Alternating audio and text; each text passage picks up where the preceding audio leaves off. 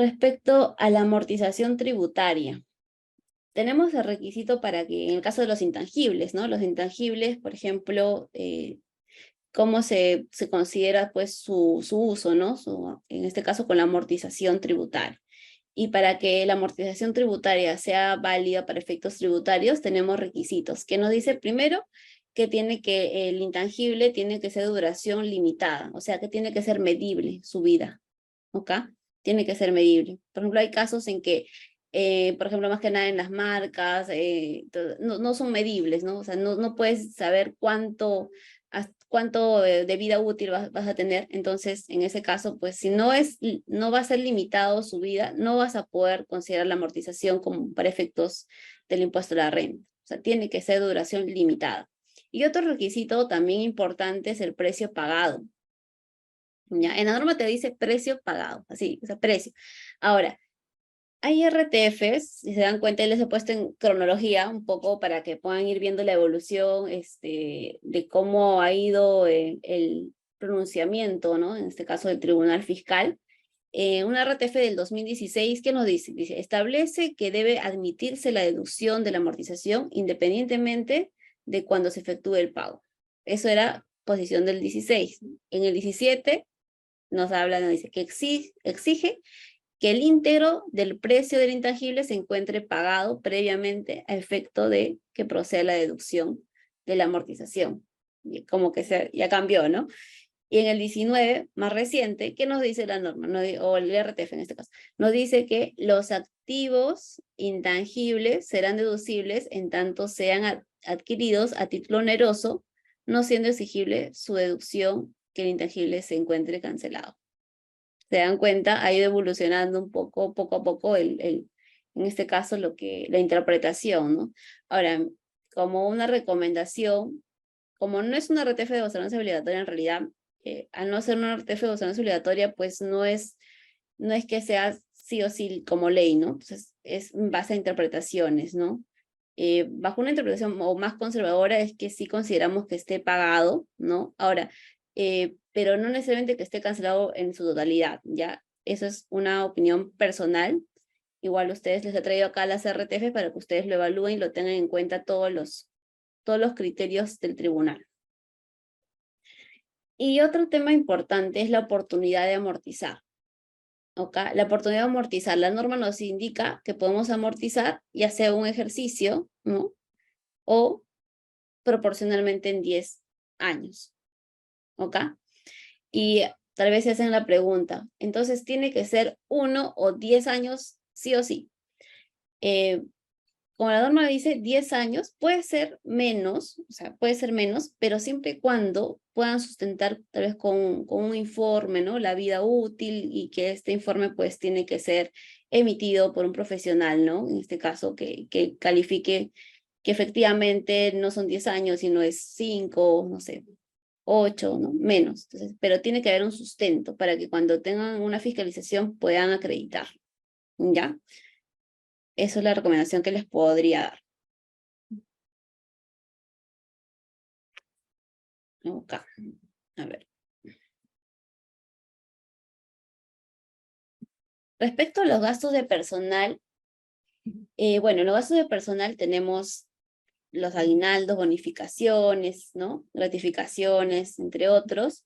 Y acá es importante, chicos, que podamos tener en cuenta que para que sea deducible un gasto de personal tenemos que cumplir el criterio de generalidad. ¿Y qué quiere decir ese criterio de generalidad? Quiere decir que, por ejemplo, si voy a dar un beneficio, una bonificación extraordinaria, un ejemplo, eh, una bonificación extraordinaria, tengo que darle, no quiere decir a toda la empresa, no, puede ser un área específica o puede ser a ciertos trabajadores que cumplan ciertos requisitos, por ejemplo, por antigüedad, ¿no? A los que tienen 5 años para arriba, ok, ¿no? O puede ser solamente el área comercial, ¿no? También. Entonces, también va a ayudar bastante que se tenga un sustento en las políticas, en este caso de la empresa, ¿ya? Pero sí tiene que cumplir generalidad. Porque ¿qué pasa si le he entregado a todos los que son de 5 años para arriba, menos a uno? Entonces, ya no estás cumpliendo la generalidad, ¿ok? Entonces, pero ojo que no es a todos, sino todos que cumplan ciertos requisitos. Y eso tiene que estar en tu política, como recomendación, chicos. ¿Ya? Ahora, ¿habrá alguna excepción? Siempre hay excepciones. Y sí hay una excepción en el caso de gastos de personal, y eso es las capacitaciones. ¿Ya? En ese caso de las capacitaciones, es el único gasto de personal que no te exige que tienes que tener, pues, cumplir la generalidad. Acá lo que tienes que cumplir sí o sí es con la fehaciencia y causalidad. Eso sí, sí o sí. Pero en la generalidad no. Entonces, ¿qué quiere decir? ¿Quiere decir que puedes capacitar a un trabajador nada más? Sí, puedes capacitar a un trabajador nada más. Pero ese trabajador, esa capacitación de ese trabajador tiene que estar pues bien sustentado. ¿Por qué? ¿No? O sea, ¿cómo va a devolver esa retribución de esa capacitación que se está haciendo ese trabajador, ¿no? A la empresa, ¿no? ¿Cómo está vinculado? También la fehaciencia, ¿no? Como les decía, los sustentos del sílabus, puede ser las presentaciones, entre otros, ¿no? Entonces, eso es importante, chicos. ¿Ya? Otro tema importante dentro de los gastos de personal, y acá es bastante que muchas veces también cierta confusión ha habido cuando he podido revisar y me he dado cuenta, en las vacaciones. Ya, en las vacaciones, chicos, ¿cuál es el requisito? Es el percibido. Y eso está en el inciso V del artículo 37 de la ley del impuesto a la renta, donde te indica la norma que el gasto, en este caso de vacaciones, va a ser deducible siempre y cuando esté pagado, ¿ok? Esté pagado antes de que venza pues tu DJ anual. Si no está pagado antes de que vence la DJ anual de vacaciones, no quiere decir que no va a ser deducible nunca. No va a ser deducible en ese ejercicio que no esté pagado, ¿no? Va a ser deducible cuando lo pagues. Entonces eso quiere decir que va a configurar, ¿no? En realidad, pues, un activo diferido, ¿ok? Ahora, ¿qué pasa con la indemnización vacacional? ¿Será lo mismo que las vacaciones? Como tiene casi vacacional, ¿será lo mismo que las vacaciones? ¿También será cuando pague recién va a ser deducible o no? Y ahí es donde venía la confusión, porque muchas veces y la indemnización muchas veces lo pagan a veces cuando ya liquidan, ¿no? Al trabajador. Entonces, pero no es así. En realidad la indemnización es deducible cuando devenga, o sea, cuando gana, ¿no? Cuando gana ese derecho de la indemnización vacacional, ¿no? O sea, no le has pagado, en este caso, 2 vacaciones de 2 años acumulados, ya ganó el derecho. Entonces, en ese momento, así no le hayas pagado todavía la indemnización, ya tienes que provisionar ese gasto, ¿no? Y lo haces deducible. ¿Ok? Entonces no esperes a que todavía esté pagado para que lo haga deducible, porque pasa que cuando ya lo pagas, muchas veces ya pasó, ¿no? Ya devengó el año pasado o de acá a 2 años, entonces ya perdiste, ¿no? En este caso se vuelve un gasto de ejercicios anteriores.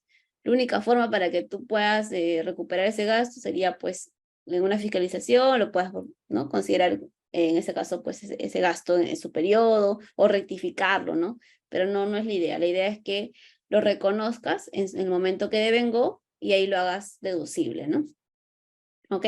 Eso, tener en cuenta que hay diferencias en ambos conceptos, por más que sean parecidos, ¿ya? Pero hay diferencias en los tratamientos.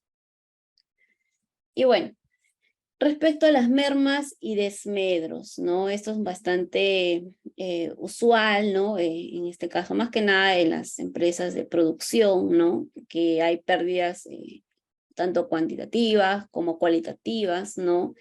En las mermas, por ejemplo, son ocasionadas por causas inherentes a su naturaleza o proceso también productivo mientras está realizándose, por ejemplo, en la maquinaria, ¿no? Hay productos en que por el mismo hecho de la manipulación, ¿no? También van careciendo, ¿no? Perdiendo ahí la parte cuantitativa. Entonces, ¿cómo puedo sustentar este gasto? Este gasto se sustenta con un informe técnico. ¿Y qué tiene que tener el informe técnico? ¿Bastará que tenga un informe técnico así simple, no? No. Este informe técnico tiene que tener la metodología clara. Tiene que estar ahí el paso a paso. ¿Cómo vas a determinar ese porcentaje, ¿no? De merma. No, tiene que tener la evaluación. La evaluación también, ¿no? Las pruebas. ¿no? Las pruebas, las condiciones, ¿no? Toda esa parte, se podría decir, de cómo llegas, ¿no? A determinar, en este caso, ese porcentaje que estás determinando como merma, eso tiene que estar en tu informe técnico, ¿ya? Mientras que en el desmedro, ahí tú sustentas de otra forma. Ahí sustentas, por ejemplo, uno, la comunicación es muy importante, ¿no? Porque al comunicar lo que estamos diciendo es avisándoles, ¿no? Comunicándoles a la administración tributaria que vamos a hacer un desmedro, en este caso, para que ellos puedan venir y poder cotejar, ¿no? Que efectivamente se va a destruir esos productos, por ejemplo. Entonces, antes el plazo era 6 días hábiles. Ahora, con todo esto de la pandemia, a partir de ahí bajó a 2 días. Actualmente son 2 días hábiles nada más. Entonces, en esos 2 días hábiles, antes de la destrucción, tenemos que comunicar. Porque si no comunicamos, no estamos cumpliendo el requisito y ese gasto o ese costo que vinculado al desmedro no va a ser aceptado. Ahora, también ha habido un cambio en la norma, ¿no? Uno es de los días de la comunicación que bajó y otro es, por ejemplo, si hasta 10 UITs puedo sustentarlo con un informe técnico, ¿ok? Pero si ya supera las 10 UITs, ahí sí tengo que sustentarlo sí o sí, tiene que venir un notario o un juez de paz para que pueda evidenciar la destrucción. ¿Ya? Eso es importante tenerlo en cuenta. Respecto a la pérdida extraordinaria, por ejemplo, lo más usual, ¿no? Los robos. ¿Qué pasa con los robos? Los robos se da por casos, pues nadie se espera pues que vaya a pasar ello, ¿no? O sea, algo fortuito, ¿no? Los delitos, que no debe pues estar cubierto con indemnizaciones también, ¿no? Por ejemplo, si tu mercadería que han robado está cubierto por alguna indemnización, entonces no, en ese caso, todo lo que está cubierto por indemnización no es deducible. ¿Por qué? ¿Por qué no es deducible? Porque va a haber una retribución, ¿no? O sea, va a haber una reposición en este caso, de la aseguradora.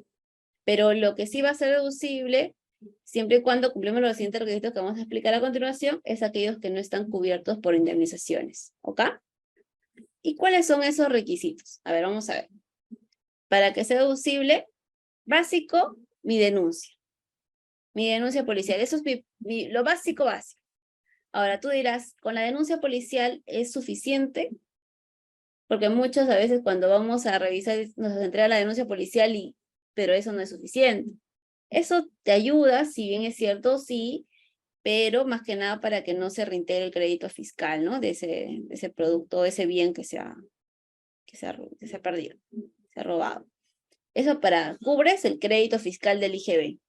Pero para efectos del impuesto a la renta, no basta que tú tengas la denuncia policial. Lo que tú tienes que tener adicional a la denuncia policial, tienes que tener, ¿no? En este caso, la acción judicial, o probar que es inútil ejercerlo, ¿no? En este caso.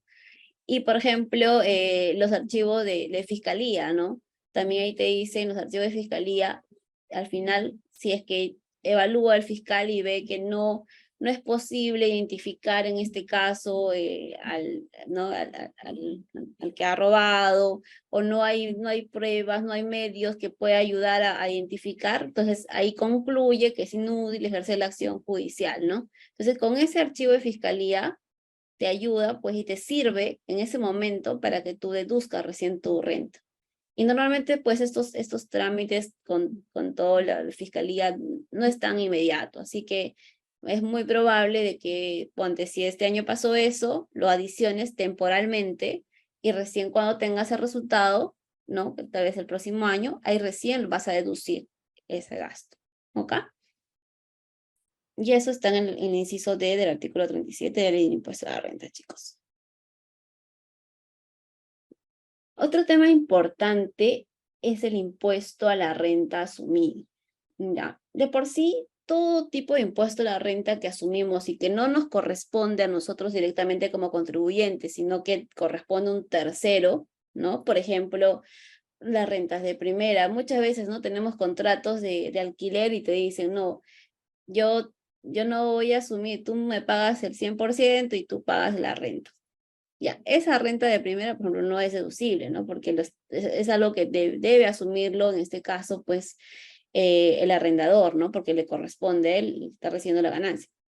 Ahora, otros rentas, ¿no? Los no domiciliados, ¿no? También. Y eso es bastante conocido, porque a veces hacemos operaciones con no domiciliados ahora que está bastante de moda eso. Y nos dicen, no, ustedes asumen el 100%, a mí me pagan el 100% y ustedes ya verán, ¿no?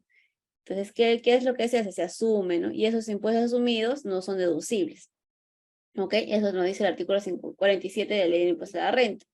Ahora, como siempre les decía, todo tiene una excepción. En este caso, hay una excepción que quiero que tengan en cuenta, que nos dice la norma que si el impuesto asumido, en este caso, grava, ¿no? En este caso, los créditos, ¿no? Son los intereses de proveedores que son no domiciliados, ¿no? Y nosotros somos los obligados directamente al pago de tus intereses. En ese caso, sí te permite la norma que ese impuesto asumido sea deducible. Solo en ese caso, ¿ya? En todos los demás casos, no. ¿Ok? Solo en ese caso. Estamos hablando del impuesto a la renta asumido. ¿Ok?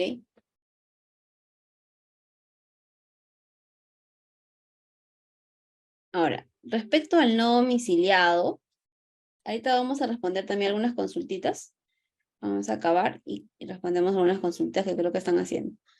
Respecto a los no domiciliados, ¿qué nos dice? A ver, los servicios no domiciliados, ¿cuándo será deducible?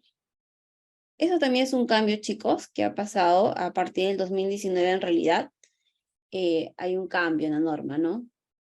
Y acá tengo dos supuestos. Cuando se provisiona el gasto o cuando se paga la renta de no domiciliado o cuando pago el servicio no domiciliado. ¿Cuál será? ¿Cuál será? ¿Cuál podría ser? ¿Cuál de las tres alternativas ustedes creen que? A ver, me dice Carlos la B. Cuando pago a la renta de no domiciliado. A ver, ¿alguien más dice la B o alguien dice la A o la C, chicos? Janet también dice la B. Raúl no dice la C, ya hay uno ya. La C. Sheila. Sheila la C, muy bien. Sheila, Luisa. Ujú. Excelente, muy bien.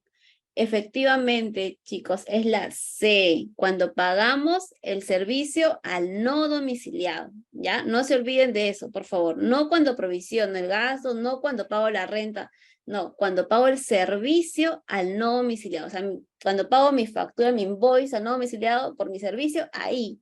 O sea, por ejemplo, hoy día, 19 de julio del 2023, pago. Entonces, cuando ya tengo la obligación, ¿no? En este caso, de retener incluso con el pago, ya, pero ya nació, ¿no? Hay la obligación tal vez de retener también, pero ya es deducible. ¿Qué pasa si yo estoy en mi DJ anual, vamos a suponer abril, vence el 2 de abril y yo pago el servicio el 1 de abril? ¿Va a ser deducible? Sí, va a ser deducible para mi DJ de 2023, porque ya pagué el servicio al no domiciliado, ¿ok? Entonces, la respuesta correcta es la C, efectivamente. Muy bien. Creo que la mayoría lo ha hecho perfecto y contenta por eso. Chicos, ahí muchas gracias de verdad por su atención. No sé si María hay algunas consultas ahí por mi lado. Ya acabé. Doctora, Sí. a ver, creo que tenemos una pregunta por la ventana de chatear, doctora, si lo puede visualizar de Espinosa o ya fue contestada, creo. A ver, nos dice, en el caso de servicios de no domiciliado, pago el servicio y no pago renta a SUNAT, ¿es deducible? A ver, dice, pago el servicio y no pago renta a SUNAT, ya. Sí, Lidia hace la pregunta, ¿no? En este caso, claro, para efectos del impuesto a la renta, como para hablando de gasto, va a ser deducible cuando pagas el servicio. Eso es, así no pagues la renta. La renta de no domiciliado es aparte, ¿ok? Entonces la respuesta en este caso, Lidia, es que sí, va a ser deducible cuando pagas el servicio de no domiciliado. Doctora, tengo una consulta por audio. Dale. Señorita Victoria, Adelante con su consulta, por favor.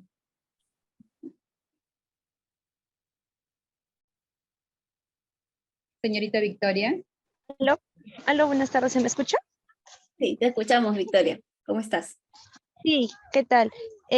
Una consulta, mire, en el caso de la empresa donde yo trabajo actualmente, nosotros dependemos en realidad mucho de la matriz porque la empresa aquí en Perú es nueva, ¿ya? Entonces, hay operaciones que que la matriz de Ecuador lleva con clientes peruanos y por un tema de pago, de rapidez en el pago y para evitar comisiones por pago a empresas del exterior, ¿no?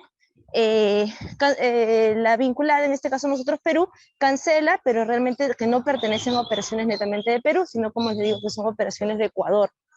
Y lo que hacemos es pagamos al proveedor y luego cobramos a nuestra matriz Ecuador más un porcentaje de un 5% por un tema de una comisión, por apoyo en la gestión y todo eso, ¿no? Entonces, lo que yo quería saber era, uno, si lo que estamos haciendo es correcto, y dos, ¿por qué? Porque aquí ustedes saben, claro, la factura está grabada con IGB, más cuando facturamos a nuestra matriz, por ser una empresa no domiciliada, facturamos sin IGB, no es una venta no grabada. Entonces, quisiera saber cómo procederíamos a contabilizar aquí la factura, el gasto del proveedor que hemos cancelado, ¿no? ¿Cómo sería un gasto deducible o no? ¿O cómo lo contabilizaría, no? Una consulta, Victoria. Cuando tú dices ustedes cancelan un Ajá, gasto, una operación que no corresponde a la empresa peruana, sino le corresponde a exacto, la vinculada. Ahora, mi exacto. primera pregunta para responderte es, como ese gasto no corresponde a la empresa peruana, sino a tu vinculada, Uh-huh. y con ese gasto se neutraliza con la factura que vas a emitir a tu vinculada, lo neutralizas, entiendo que lo neutralizas. Sí, Sí. sí, así es. Hacemos como un concepto de reembolso, algo así, ¿no?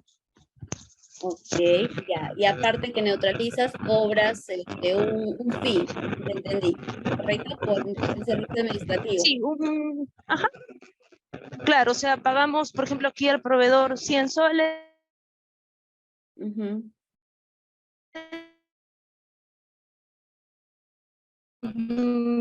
como un creativo, algo así, ¿no? Ok, ya. Ahí lo que te recomendaría, si bien es cierto, por la parte de renta estás neutralizando el gasto, pero como bien comentas, la parte del crédito fiscal, eh, no, o sea, no sería crédito fiscal si no es tu gasto, ¿no? Entonces ahí estás Ujú. tomando un crédito fiscal que no te corresponde, ¿no? Y más aún si no va a ser neutralizado.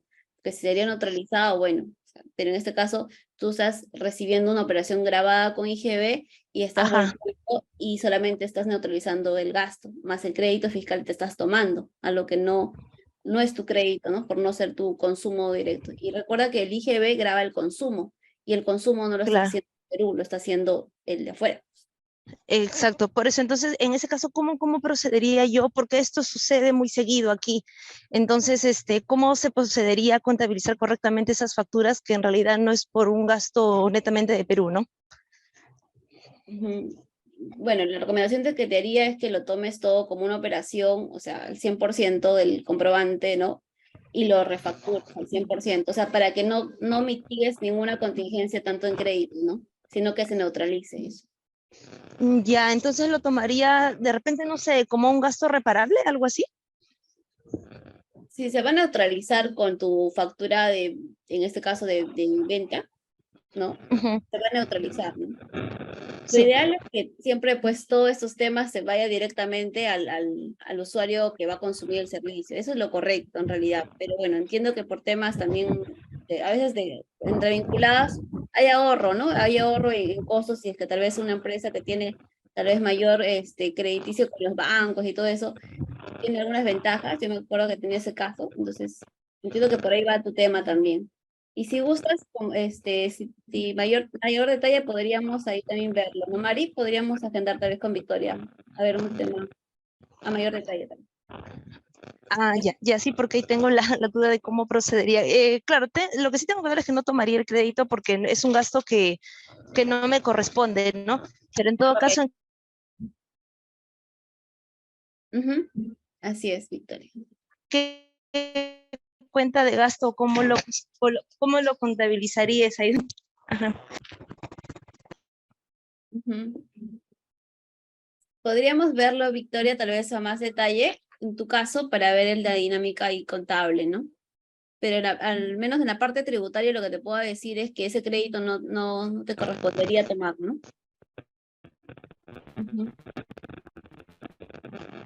Ujú, sí, sí, claro que sí. Listo, muchas gracias. Gracias. Doctora, para ya finalizar, la señorita Rosa tiene una consulta por audio. Le paso, por favor. Sí, claro. Gracias.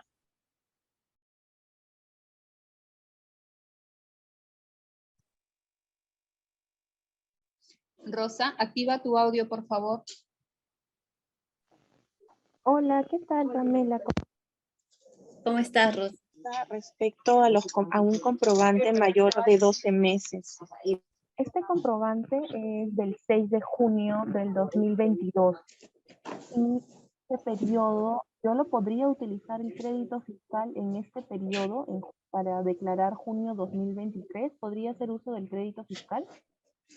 La norma te dice que los 12 meses, en el caso de una factura que no sea obviamente pues un IGB, ¿no? De no domiciliación, sino una factura normal, corre desde la fecha de emisión. O sea, si me dices que es el 6 de junio del 2022, puedes considerarlo en tu periodo de junio que va a vencer, que vence ahora, ¿no? Justo estamos en vencimiento de junio. Lo puedes tomar justo ahora. Hay una moto ahí. Hasta ahora lo Puedes puedes tomar. recoger un chico. Van a entregarte algo. Dice, tú eres Mari Silva. Ya. Ay, no sé si Rosita te contesté. ¿Me copiaste? Sí. ¿Me podrías, no sé si me podrías apoyar, dónde puedo encontrar esa normativa? Claro, eso está en la ley de IGB. Ahí te podría pasar siendo el interno, exactamente, pero está en la ley de IGB. Listo, Pamela, muchas gracias. A ti. Ok, doctora Pamela, muchas gracias por su gentil exposición. A todos los participantes, gracias por conectarse. Si quieren más consultas con la doctora Pamela, escríbanos por favor, o en todo caso visiten nuestras redes sociales, que muy pronto sacaremos este mismo tema como un seminario de 3 horas, ¿sí? Quedan todos invitados para que puedan seguir en nuestras redes de Instagram. También tenemos TikTok, que también la doctora tiene ahí un espacio con nosotros, y también en la Escuela de Investigación y Negocios de Lima.